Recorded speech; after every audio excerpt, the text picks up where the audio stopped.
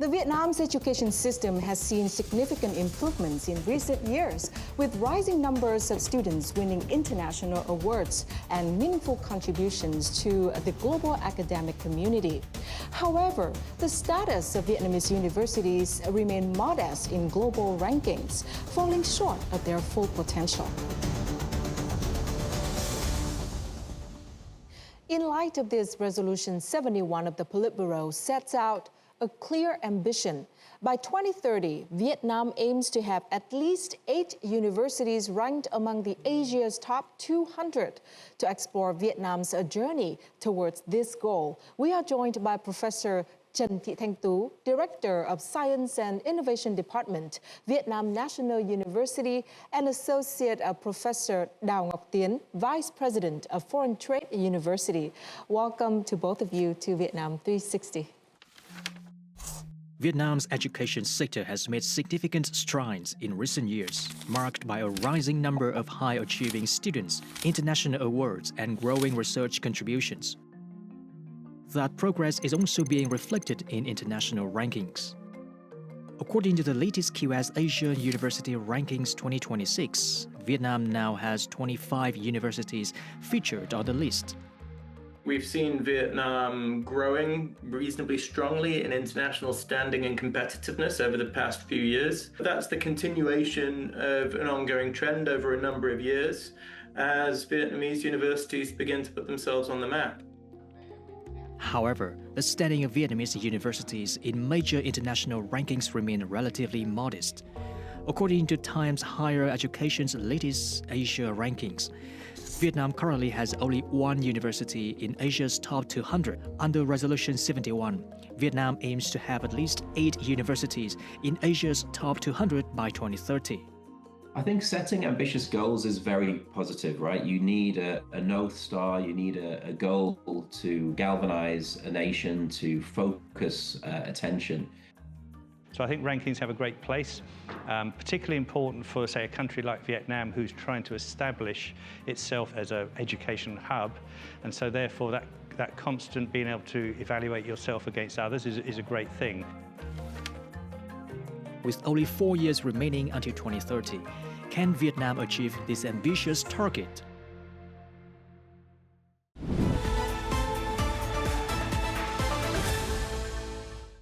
Resolution 71 of the Politburo set a target of having 8 Vietnamese universities in the top 200 in Asia by 2030. So why do you think this goal is set at this moment? Why now? This is the right time to set this target. More than 30 years reform of the higher education in Vietnam, we reached a certain success. This time, together with the Resolution 57 and the Resolution 71, the two pillars to support for the strengthen the higher education in Vietnam. VNU Hanoi, we target much more than that, top 100 under Asia ranking. With the strongly support from the Vietnamese government, especially priority for the top ranking will create the motivation for the university to reach the target. When we look at the target of Resolution 71, we look at the broader context when we have 9 strategic resolutions. So we have 3 breakthroughs: the institutional, the infrastructure, and the human resources. Resolution 71 is a right time because it shows the commitment of the higher education system to contribute to the strategic development of the whole country. I would like to talk about the timing of Resolution 71 and the urgency by quoting, "We cannot afford any further delay. Issuing a resolution is only the first step. What truly matters is putting into practice. This is a resolution for action, and it must be implemented immediately with clear and concrete measures." So it is now 2026, and only a handful of Vietnamese universities appear in the top 200 of major rankings. So how ambitious and how achievable is this target? I think the target is challengeable. However, it also creates the opportunity for the whole university system in Vietnam. In VNU Hanoi, we have finalized our strategy development up to 2030, and we focus on the 4 pillars. The first pillar is the strategic development.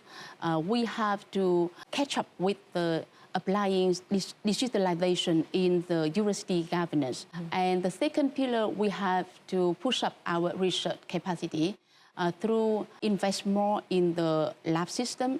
And the third pillar, improve the education quality. We have the strategy to receive the accreditation from international such as IACSB and ABET. Announcement for the international that VNU Hanoi are ready to compete with the international university.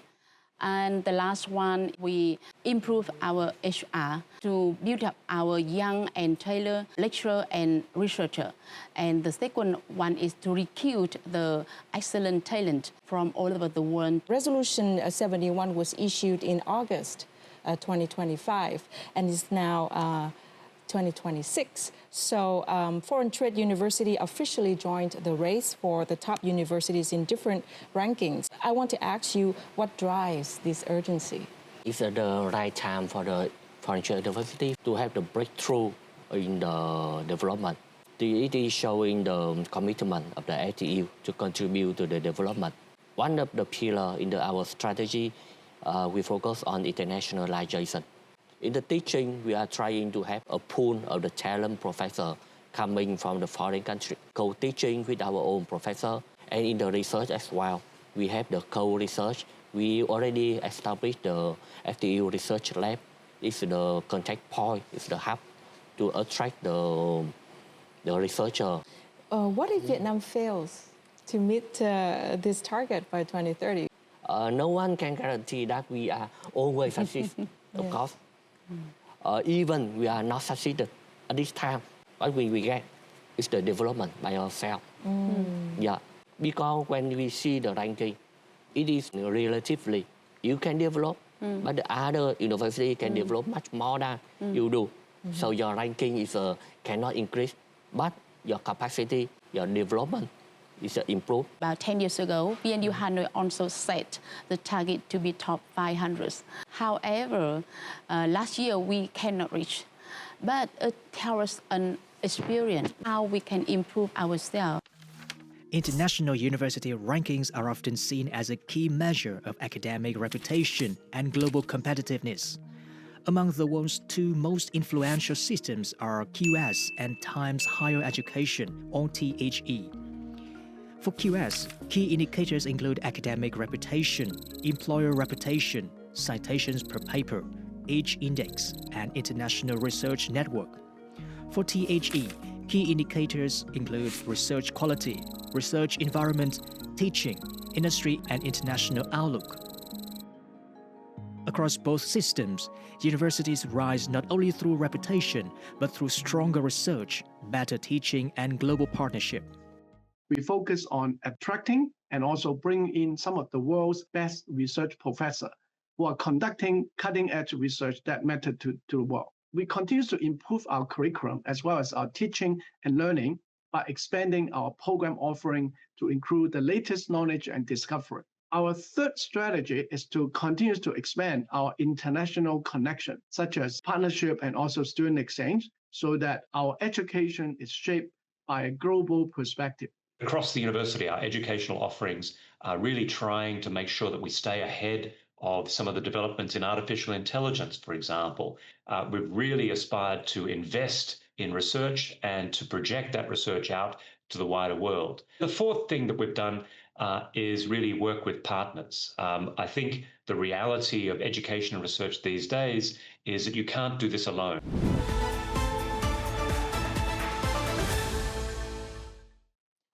On the screen in the studio right now is the methodology of the ranking of the THE and the QS World University Rankings and 2 prominent international ranking tables. Here we have on our screen, you can see academic reputation 30%, faculty student ratio 10%, citations 20%. We can see a clear focus on research, even more than teaching quality. My question to Professor Dr. Đào Ngọc Tiến, what would be the biggest challenge for new players in Vietnam who want to be a part of this race? The first one is about the academic reputation. We see a lot about the increasing number of the article in the international journal. Some of that, the top tier journal. Challenge is how can you make research community to know about you, to know about your paper. In terms of technical term, it's the kind of the citation. The citation will reflect the academic reputation. And that's why we need the more internationalization to show that to the world that you had a good paper, to join the community of the research. In this way, we can increase the academic reputation. It takes time. For the foreign university, we are trying to put our professor into the international community, not only to learn, but also to share what you have done. The second challenge, I think, that is about the capacity. It's a kind of the ratio in the QS ranking. It's a kind of the ratio in terms of the professor and the student. This will be improved gradually because we need to guarantee to assure that there are 25, there are a certain number of the professor that can support the student. So it can only do when we have enough resources and we can recruit the professor. But we have the good thing about the cooperation with the industry. It's reflected in the employer and industry or in the time higher education, in the industry reputation. We are well recognized and appreciated by the employer.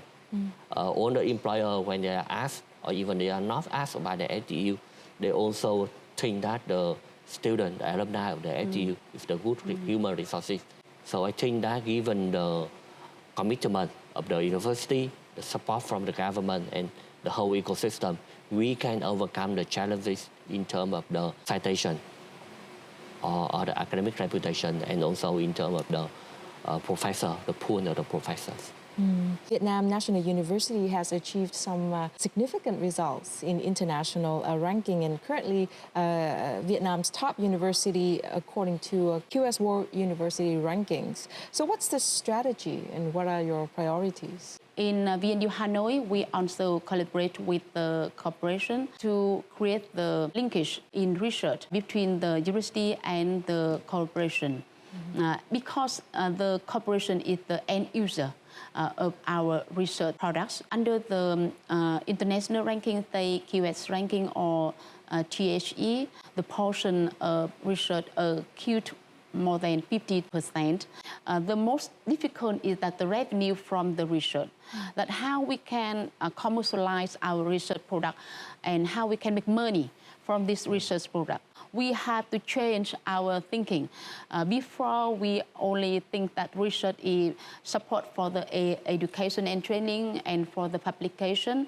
But now, the research have to meet the requirement of the industry, of the society. So that we have to fill the gap from the lab to the industry. Vietnam's universities are rising in the latest QS World University Rankings by Subject 2026. 2 institutions now placed in the global top 100. Duy Tân University, a private university in Da Nang, leads Vietnam's performance, ranking 41st worldwide in hospitality and leisure management, the country's highest subject placement so far. Overall, 13 Vietnamese universities were ranked this year, with 5 joining for the first time. The trend highlights a more competitive sectors, as newer institutions like Vinh University also invest in global recognition. Beyond prestige, rankings can open doors to talent, funding, and international partnerships. When you want to build an international network of universities or find a research collaborator or a joint degree program, being able to look into an ecosystem you know less about, find a way of shortlisting a huge number of options to a manageable number of targeted choices for further research is, I think, a vital step. Yeah, I mean, I think there's a correlation between higher rankings and the ability to attract more talent, to attract more funding, to attract more partnership. So universities can use the rankings to look for future partners, to look for new collaborative partners.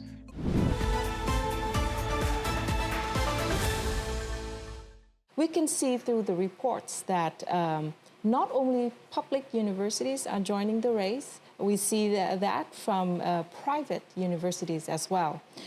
So would you say private universities has a slight advantage because private has speed, state has scale, but maybe private has speed. So what can you say about that?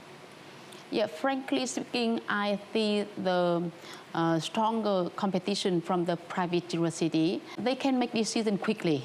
They are more active, more flexible. However, I think that we can collaborate with each other to support each other. Say we collaborate with the Wien Uni, we will provide our researcher to Wien Uni to co-research with them, and we can support them in terms of supervise the PhD student. And in terms of the private sector, they have the ecosystem of business and industry. They can receive our students in terms of internship, or they can order our researcher in terms of research activity. I think that we can collaborate, not compete each other. Because you provide complementary services to each other.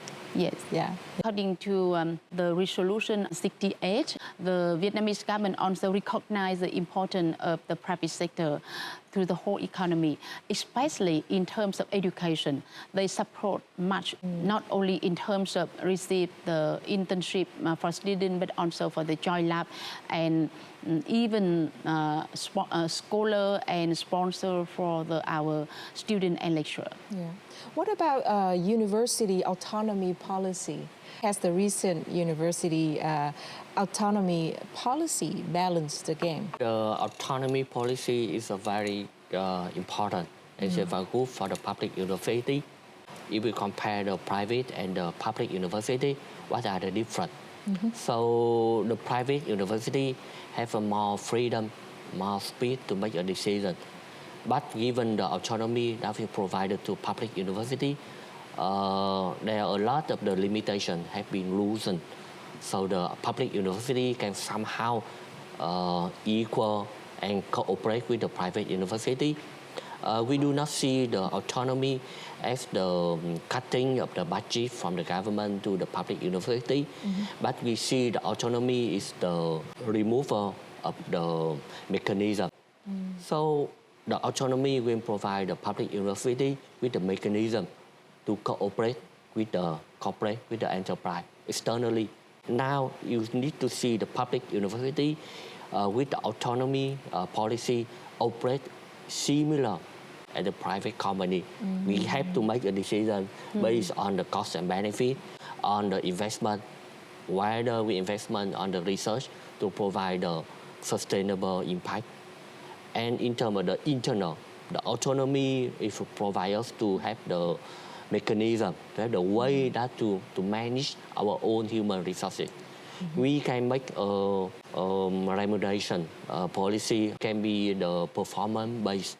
So good professor, good lecturer can receive a good salary, and we also can spend the money, the resources on what we think is good for the investment, even it's a long-term investment, like investing in the R&D in the lab, or attracting a very good foreign professor to come into the university, or even sending our professor, our student going out. Meet Thomas Dugasha, a business and marketing exchange student from the Institute of Technology Béziers in France. At Hanoi University of Science and Technology, the broad range of courses is helping him prepare for an increasingly competitive job market. In my home university, I'm doing more like in business, like sales, marketing. But here I can more learn like financial stuff, like management, more in detail. So I can mix all of those to have more skills. Thomas is enrolled in one Hanoi University Science and Technology's 19 English-taught programs, which now make up nearly 30% of the university's offerings, 3 times higher than 6 years ago. Greater internationalization has helped secure the university's place among Vietnam's 11 universities listed in the latest Asian rankings by Times Higher Education. Universities in France are really well developed.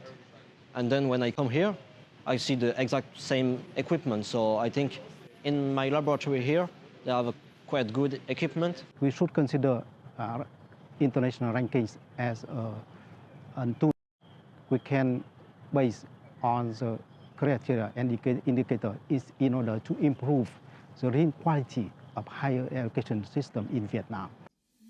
Improved global recognition is also helping position Vietnam as an emerging destination for international education. The education in Vietnam is growing so quickly. Environment here is very open, very friendly, and you always feel very welcome here. Ranking is just like the starting point. You got to know if the university is good in terms of ranking, but you have to ask lots of questions after ranking. For example, is the study style suitable for you? Is the lecturer good enough for you? If they are approachable, if the environment's okay for you, suitable for you. There's lots of stuff that you have to consider.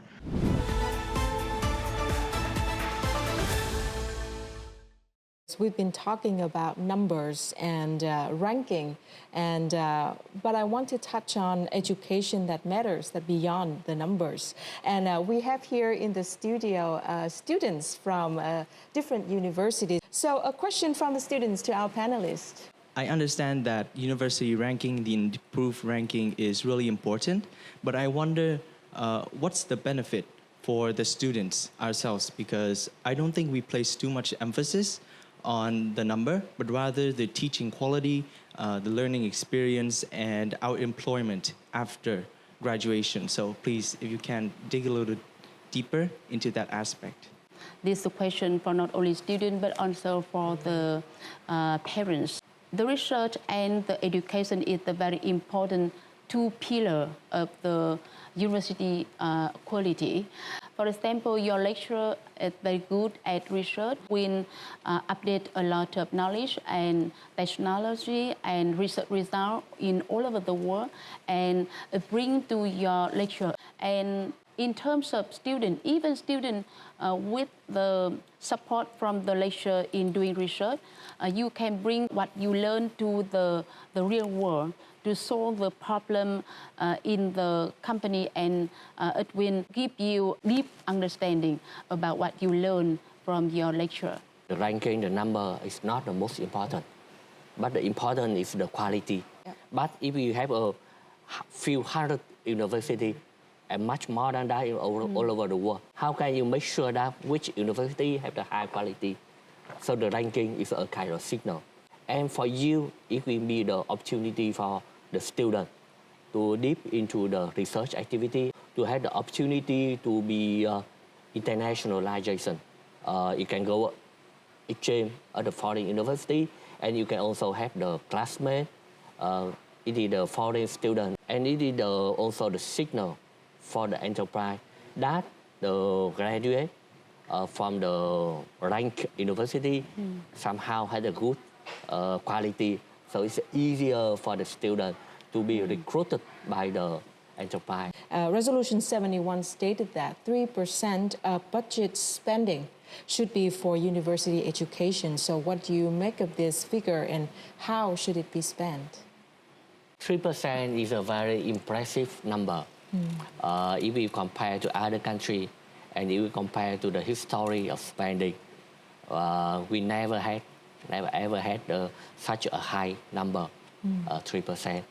But if you calculate the absolute amount, the GDP of Vietnam is around 540 billion US dollar. So 3% is not a big number if you compare to other developed countries. We need the investment for the sustainable development to create the good impact for the quality. So the investment in the That should go into the facility, the equipment, the lab, the R&D to support the research. The second point is about the allocation. It should be a kind of the performance based. It should go into the priority university based on their performance. We think that the investment from the state budget is important because we need more resources. Some of that may go from the government for the sustainable development resources. Some of that we are expecting to receive from the company, from the corporation. We need to provide the benefit, the research that apply to the business, to the company. It's a kind of the business contract between the university and the company. How we can facilitate the cooperation from the university to the industry. We need some initial investment on the research capacity. So the investment from the government, from the state budget, is similar to a kind of the seed funding to support the research. And given the seed funding, if we receive from the government, we can attract much more than that from the private sector. So we have a pool of resources, not only coming from the tuition fee as right now, but it's coming from the society. And if we create the spillover effect on the overall development of the university.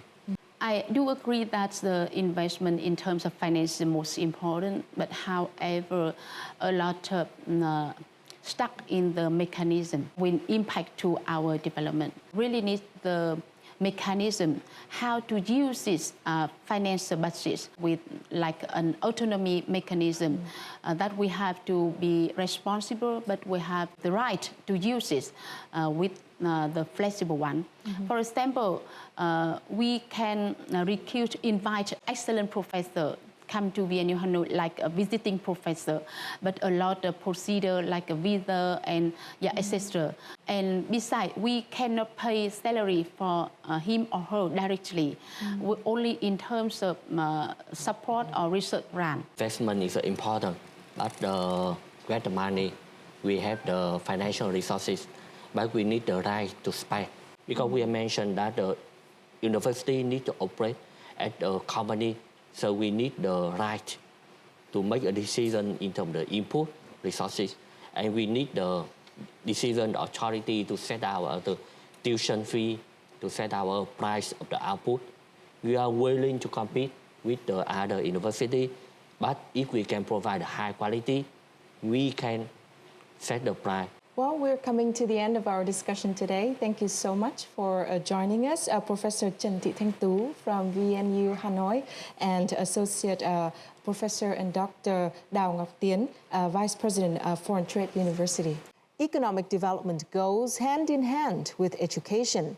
As Vietnam's economy integrates more deeply into the global landscape, its education system must evolve accordingly. The reason we are discussing Vietnam's education today is not only the desire for meaningful improvements in quality to ensure that graduates become a highly capable workforce, but also to position Vietnam as an attractive destination for international education. That's it for Vietnam 360. Thank you very much for watching and goodbye for now.